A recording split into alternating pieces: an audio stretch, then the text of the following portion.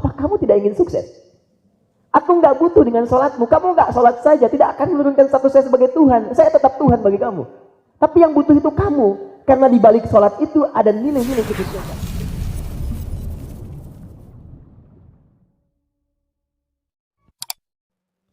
Orang yang sholatnya benar, dijamin oleh Allah hidupnya akan sukses dan bahagia.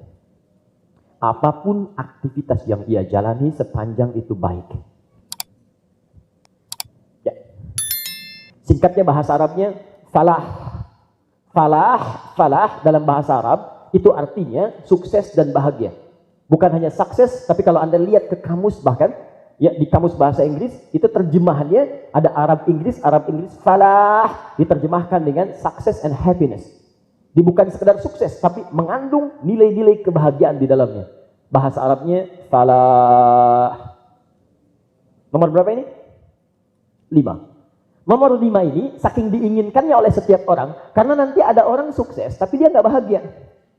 Ada orang bahagia, tapi tidak meraih kesuksesan. Seperti sering saya katakan, Anda pilih mana? Kaya tapi gelisah, atau miskin tapi tenang? Pasti yang ketiga, kaya tapi tenang, itu pasti itu. Baik kan? Nah, kaya tapi tenang, sukses dan bahagia itu falah. Walaupun itu relatif. Ya, itu mungkin relatif. Sukses bagi si A mungkin belum tentu bagi yang lain. Tapi tataran itu diraih.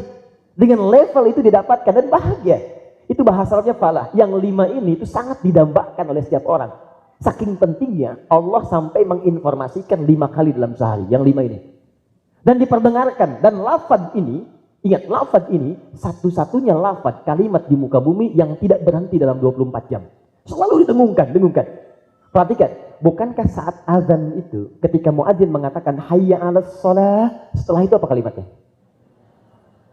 Hayya 'alal falah. Jadi ketika Anda dipanggil untuk sholat, hayya 'alas shalah, ayo sholat. Anda bertanya, ya Allah kenapa saya sholat? Barusan subuh sholat, sekarang zuhur sholat lagi. Barusan zuhur sholat, sekarang asar sholat lagi. Kata Allah, apa kamu tidak ingin sukses? Aku nggak butuh dengan sholatmu. Kamu nggak sholat saja, tidak akan menurunkan status saya sebagai Tuhan. Saya tetap Tuhan bagi kamu. Tapi yang butuh itu kamu. Karena di balik sholat itu ada nilai-nilai kesuksesan. Ada jawaban untuk kebahagiaan. Kamu pengen bahagia? Sujud aku berikan. Bukankah aku pemiliknya? Kamu ingin sukses? Datang, ruku aku kasih. Aku kan yang punya. 5 kali diperdengarkan. Kalau itu sudah kita genggam begini, saya genggam kesuksesan, saya genggam kebahagiaan. Dan tidak ingin saya lepaskan. Maka dalam bahasa Arab, rumusnya tambahkan hamzah di depannya. Seperti ini. Lalu buang alif di akhirnya. Karena hamzah masuk, alif dibuang. Maka berubah katanya jadi aflah. Buka Quran surah ke-23 ayat 1 dan 2.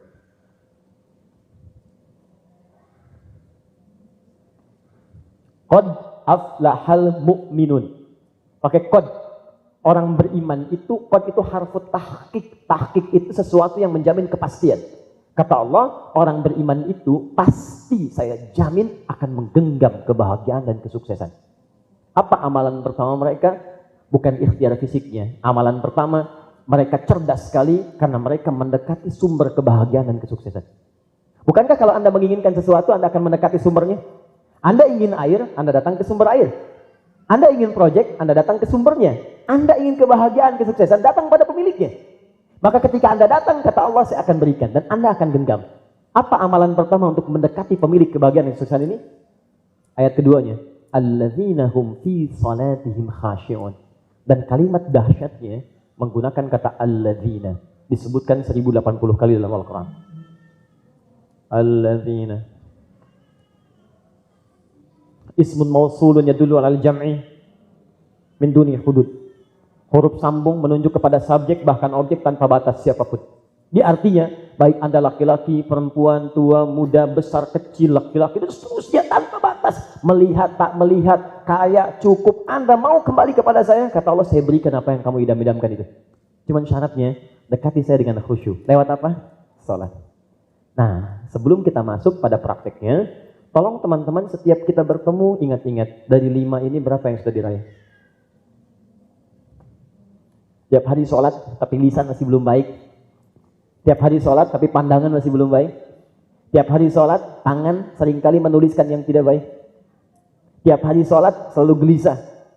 Orang bisa tenang, kenapa Anda tidak? Yang paling bahaya orang yang tidak sholat tenang, yang sholat gak tenang, itu yang paling bahaya. Awas hati-hati. Dan sampai dengan ke sini. Nah, persoalannya itu dua, kebanyakan orang sholat tidak khusyuk, dan yang kedua tidak paham, tidak mengerti apa yang dilakukan dalam sholatnya.